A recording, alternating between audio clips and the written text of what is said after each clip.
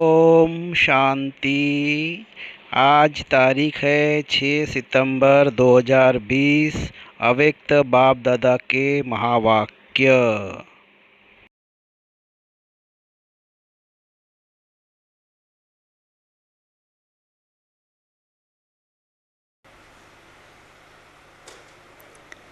समय पर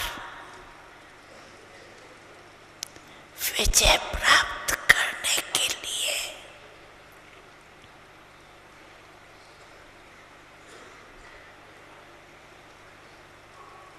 मन में, बुद्धि में कैचिंग पावर और टचिंग पावर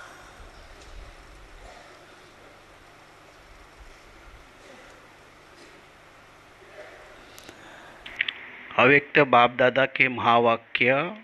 रिवाइज डेट है 16 मार्च 1986। रूहानी ड्रिल। बाप दादा सभी बच्चों की स्वीट साइलेंस की स्थिति को देख रहे हैं। एक सेकंड में साइलेंस की स्थिति में स्थित हो जाना यह प्रैक्टिस कहाँ तक की है। इस स्थिति में जब चाहे तब स्थित हो सकते हैं, वह समय लगता है क्योंकि अनादि स्वरूप स्वीट साइलेंस है। आदि स्वरूप आवाज़ में आने का है, लेकिन अनादि अविनाशी संस्कार साइलेंस है। तो अपने अनादि संस्कार, अनादि स्वरूप को, अनादि स्वभाव को जानते हुए जब चाहो तब उस स्वरूप में स्थित हो सकते हो। 84 जन्म आवाज़ में आने के है, इसलिए सदा अभ्यास आवाज़ में आने का है, लेकिन अनादि स्वरूप और फिर इस समय चक्र पूरा होने के कारण वापिस साइलेंस होम में जाना है। अब घर जाने का समय समीप है।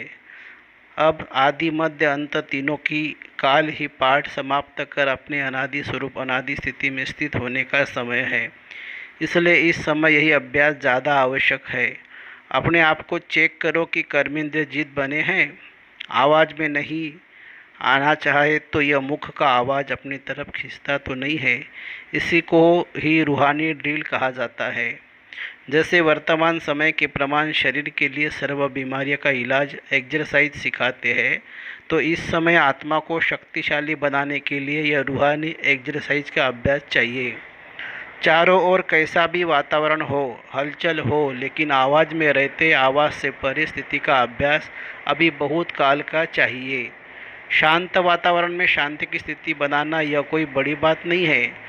अशांति के बीच आप शांत रहो, यही अभ्यास चाहिए। ऐसा अभ्यास जानते हो?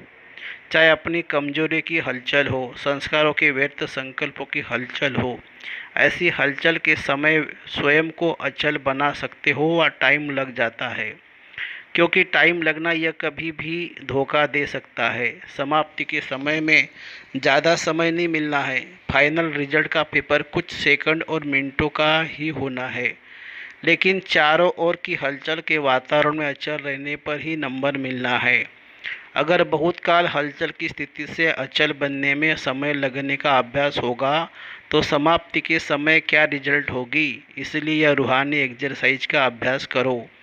मन को जहाँ और जितना समय स्थित करने चाहे उतना समय वह स्थित कर सको। फाइनल पेपर में बहुत ही सहज और पहले से ही बता देते हैं कि यह पेपर आना है, लेकिन नंबर बहुत थोड़े समय में मिलना है। स्टेज भी पावरफुल हो।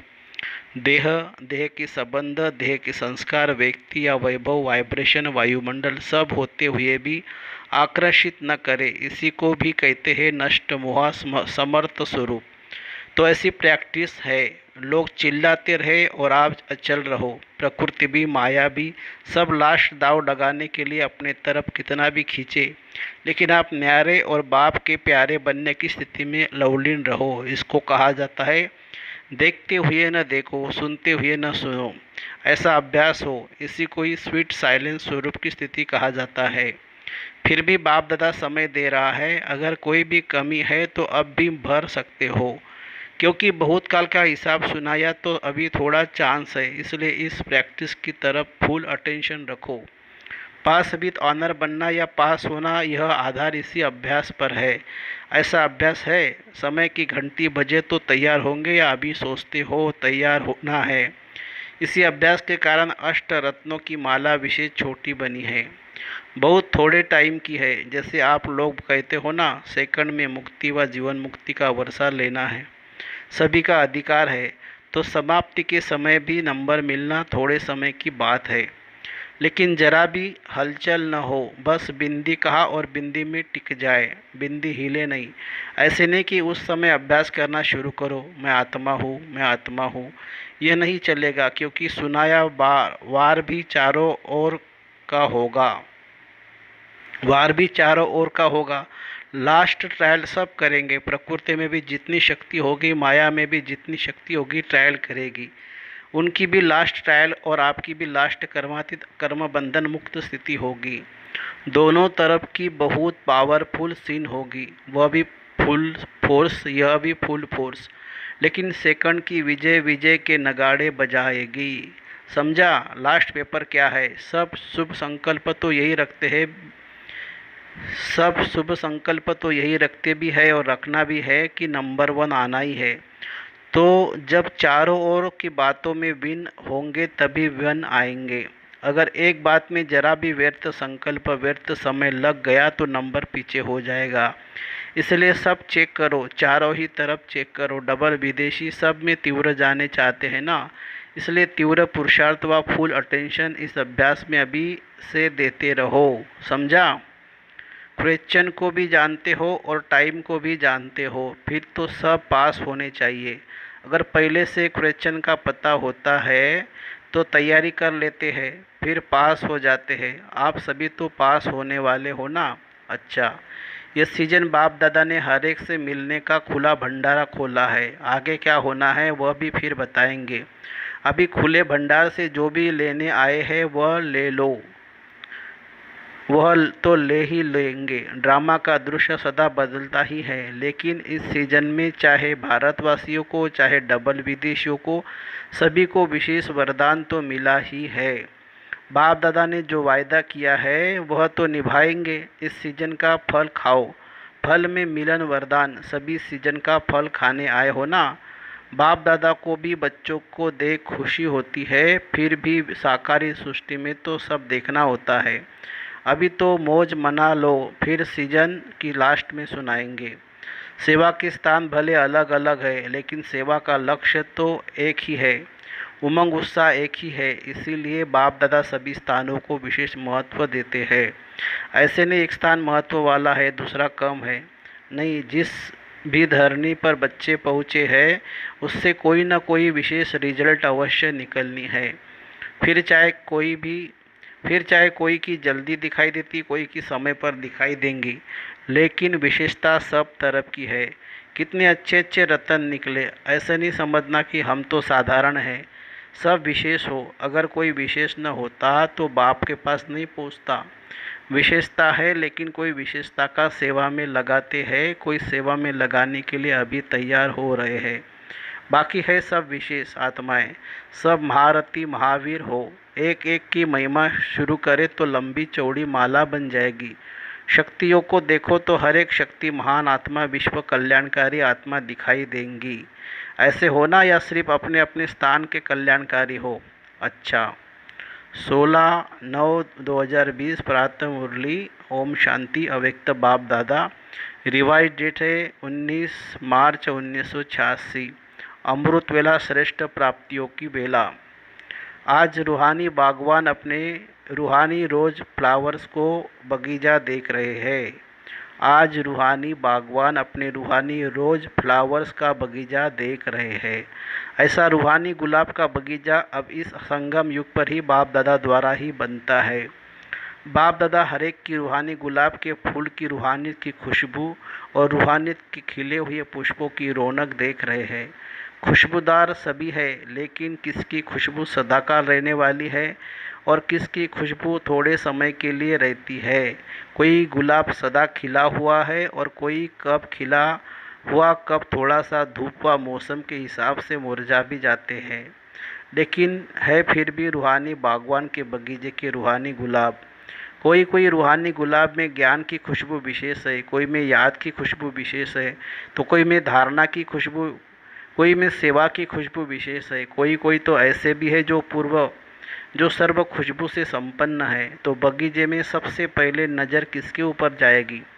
जिसकी दूर से ही खुशबू आकर्षित करेगी उस तरफ ही सबकी नज़र पहले जाती है। तो रूहानी बागवान सदैव सभी रूहानी गुलाब के पुष्पों को देखते हैं, लेकिन नंबरवार प्यार भी सभी से है, क्योंकि हर एक गुलाब पुष्प के अंदर बागवान प्रति अति प्यार है। मालिक से पुष्पों का प्यार है और मालिक का पुष्पों से प्यार है।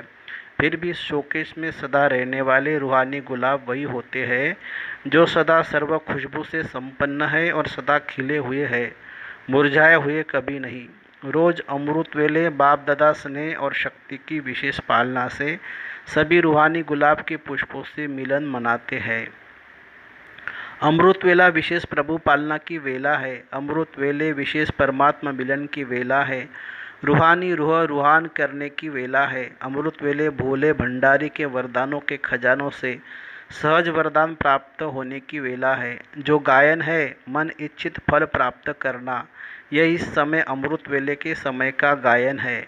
बिना मेहनत के खुले खजाने प्राप्त करने की वेला है। ऐसे सुहावने समय को अनुभव से जानते हो ना?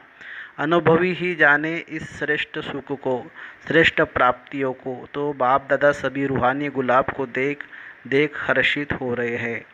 बाप दादा भी कहते हैं, वाह मेरे रूहानी गुलाब। आप वाह वाह के गीत गाते तो बाप दादा यही गीत गाते, समझा?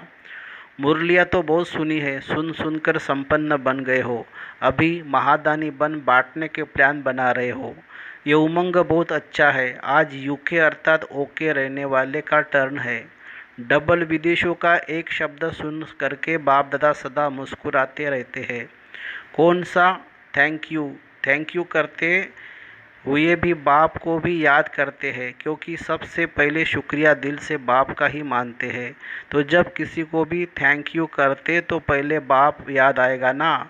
ब्राह्मण जीवन में पहला शुक्रिया स्वतः ही बाप के प्रति निकलता है। उठते बैठते अनेक बार थैंक यू कहते हो। यह भी एक विधि है बाप को याद करने की। यूके वाले सर्व भिन्न भिन्न हद की शक्तियों वालों को मिलाने के निमित्त बने हुए हो ना।